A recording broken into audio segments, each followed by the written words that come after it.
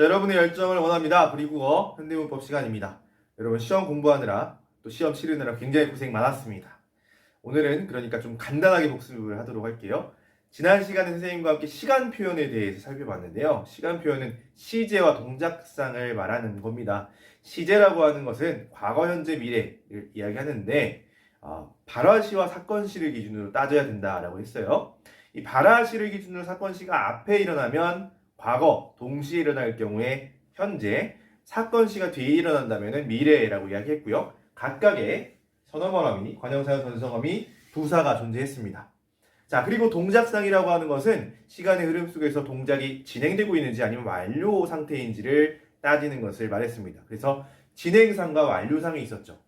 이 둘은 모두 보조용언과 연결음에 의해서 주로 실현이 되는데요. 먼저 진행상의 경우 고 있다에 의해서 주로 실현이 됩니다. 문제는 이 고 있다의 경우 착용동사와 결합할 때 중의성을 갖는다라고 이야기했어요. 그래서 선생님이 지금 안경을 쓰고 있다라는 말이 쓰는 동작이 진행 중이라고 하는 의미로 해석될 수도 있지만 쓴 상태, 완료의 의미로도 해석될 수 있다는 점 여러분 기억할 겁니다. 자, 그리고 완료상의 경우에는 있다가 주로 쓰이게 되는데요. 이 있다의 경우는 줄여서 아시냅니다. 그래서 과거 시제 선어말어미와의 구분도 중요하다라는 이야기를 했습니다. 자, 오늘은 또 중요한 피동 표현에 대해서 공부를 할 건데요. 자, 어떤 새로운 내용들이 있을지 기대가 됩니다. 자, 지금부터 시작해 보죠.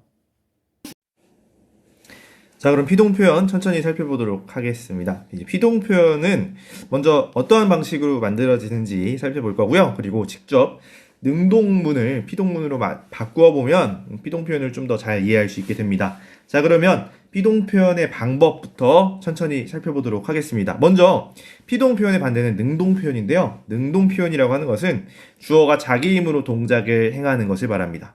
자, 자기 힘으로 하지 않는다면 누군가가 행하는 것을 당한다.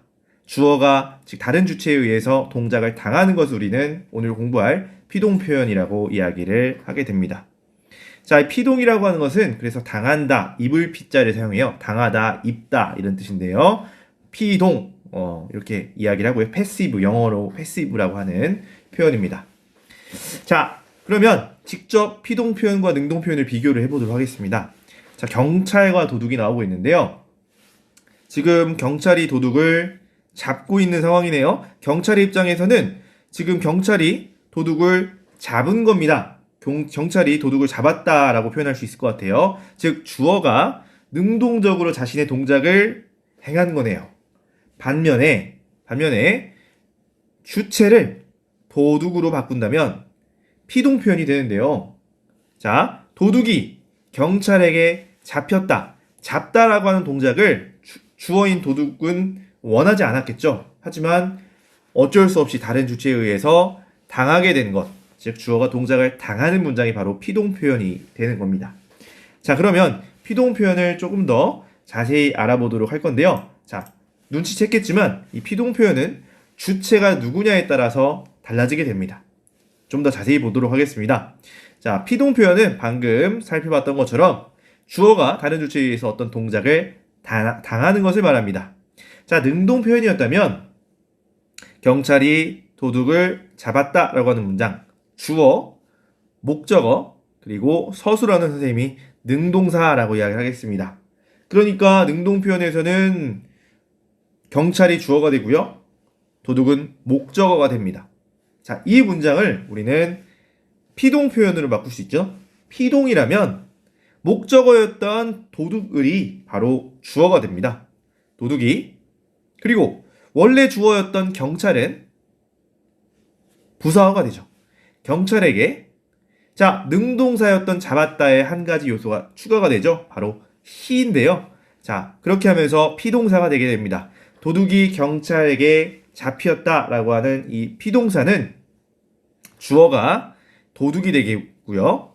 경찰은 진짜 이 잡다라고 하는 동작을 행했던 경찰은 부사어로 제시가 되게 되죠. 자, 이때 우리는 동작을 당한 주체, 이 주체를 우리는 피동작주라고 부르고요. 동작을 행한 주체, 그 주체를 우리는 동작주라고 부르게 되는 겁니다. 자, 확실히 짚고 넘어가야 될 게 있습니다. 능동문의 주어는요, 동작주가 될 거예요. 그 동작을 직접 행한 주체. 자, 반면에 피동문의 주어는요, 피동작주가 반드시 되어야 된다는 점 꼭 알고 가면 되겠습니다. 자, 여기서 또 우리 주목해야 될 점은 뭐냐면요. 잡았다라고 하는 이 능동사는 보면 알겠지만 목적을 요구하는 타동사입니다. 이 타동사에 히가 붙으면서 피동문이 되게 되면 이 타동사는 자동사가 되게 되는데요. 그럼 원래 자동사였던 문장도 피동문이 될까요? 자, 예를 들어 보겠습니다. 도둑의 입장에서 이런 말 할 수 있잖아요. 나는 경찰서에 간다. 자, 이 문장을 피동문으로 바꿀 수 있을까요? 자, 수업 듣는 도중에 여러분 곰곰이 생각을 해보도록 하겠습니다. 자, 그러면 피동 표현에서 대해서 조금 더 알아보도록 하죠.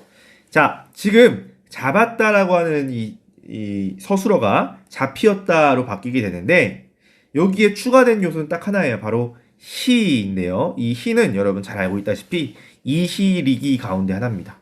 자, 이 이시리기를 우리는 피동파생 접사 또는 피동파생 전미사라고 부르게 되는데요. 이 피동파생 접사에 의한 피동을 우리는 파생적 피동이라고 부릅니다. 자, 그러면 피동문을 만드는 방법 첫 번째 파생적 피동에 대해서 알아보게 된 거예요. 피동파생 접사 이시리기를 붙이게 되는 것이죠.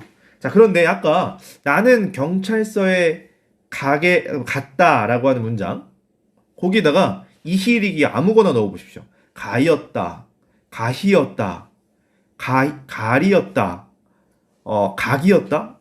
안 되죠. 그렇죠? 이시리기에 의해서는 파생적 피동이 전혀 안 되는 것 같습니다. 즉 자동사는 이시리기로는 만들기 어려운 것 같아요. 그런 방법이 없느냐? 있습니다. 파생적 피동 말고 통사적 피동이라는 게 있거든요. 파생적 피동은 좀 짧은 절차를 사용한다라고 해서 단형 피동이라고도 하고요. 통사적 피동은 반대로 좀 길다 해서 장형 피동이라고도 부릅니다. 자, 통사적 피동은요. 개되다 또는 아지다를 쓰면 됩니다. 자, 아까 나는 경찰서에 갔다라고 하는 문장에 통사적 피동을 사용하게 되면 이렇게 됩니다. 나는 경찰서에 가게 되었다. 자, 가게 되었다라고 하면 이 나는 이제 피동작주가 되는 거예요. 본인의 의지가 많이 사라지게 되거든요. 나는 경찰서에 갔다라고 하면 본인의 의지가 굉장히 강하게 느껴지죠. 주체의 의지가. 하지만 가게 되었다가 되면 나는 피동작주가 됩니다. 자, 그럼 동작주도 만들어낼 수 있겠죠.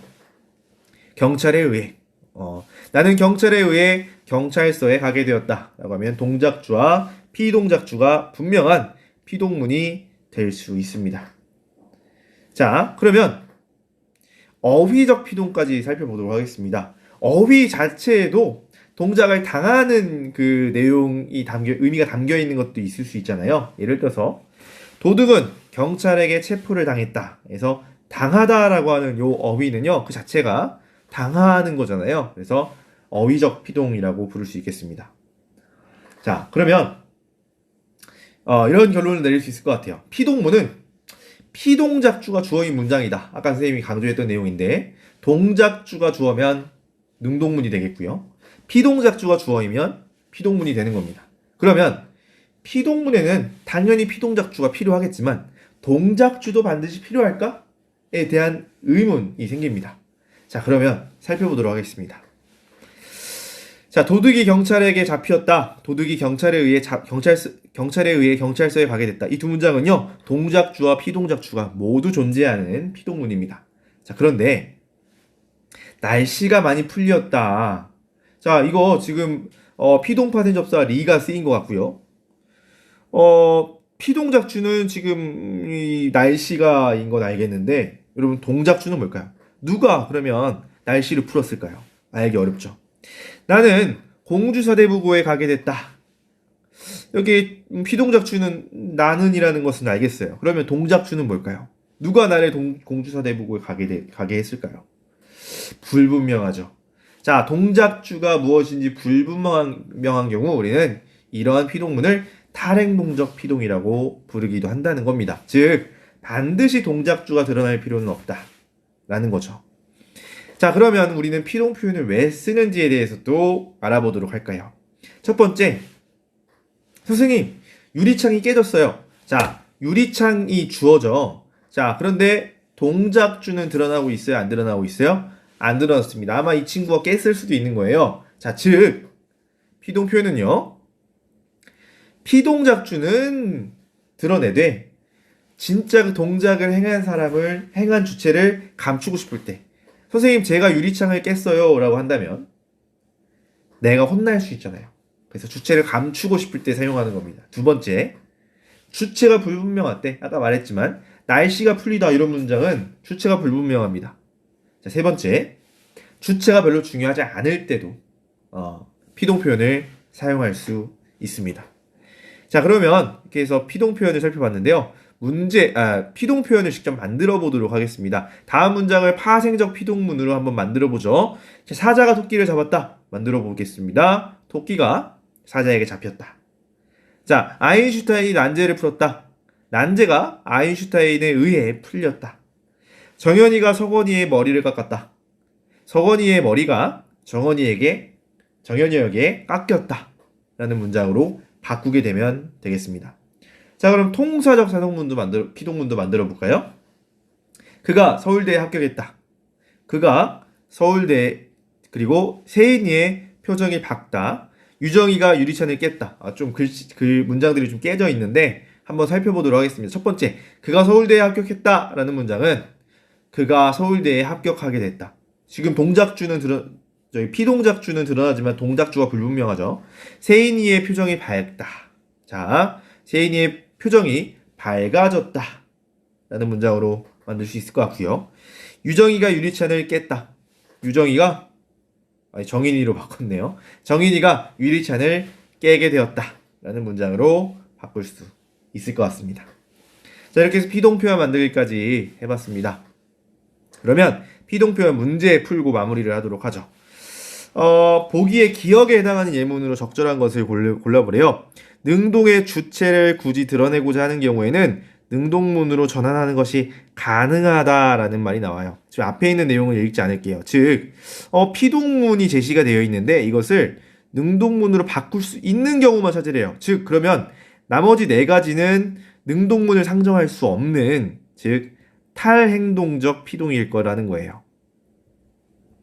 자, 그럼 찾아보겠습니다. 어젯밤 비가 오더니 날씨가 한결 풀렸다. 이거 탈행동적 피동이죠? 날씨를 푼 주체를 상정할 수 없습니다. 학급 소식지에 희수의 선행기사가 실렸다. 자, 희수의 선행기사를 실었다. 이거는 능동문으로 바꿀 수 있을 것 같습니다. 그렇죠? 미희는 찬바람을 너무 쐬어 감기에 걸렸다. 감기를 누가 미희에게 걸었는지 불분명하죠. 진호는 작은 실수로 난처한 처지에 놓였다. 놓았다. 진호를 난처한 처지에 놓은 주체도 불분명합니다. 그렇죠? 5번. 군대에 보낸 자식이 날마다 눈에 밟힙니다. 그러면 눈에 밟는 누구 주체가 있나요? 없죠. 그래서 이 1번, 3번, 4번, 5번은 탈행동적 피동이고요. 학급 소식지가 희수의 선행 기사를 실었다 라고 한다면 이것은 능동문으로 바꿀 수 있기 때문에 정답은 2번이 되겠습니다. 자, 이렇게 해서 피동표현 문제까지 살펴봤고요. 다음 시간에는 사동표현에 대해서 살펴보도록 하겠습니다. 자, 오늘도 공부하느라 고생 많았고요. 여러분의 열정을 응원합니다.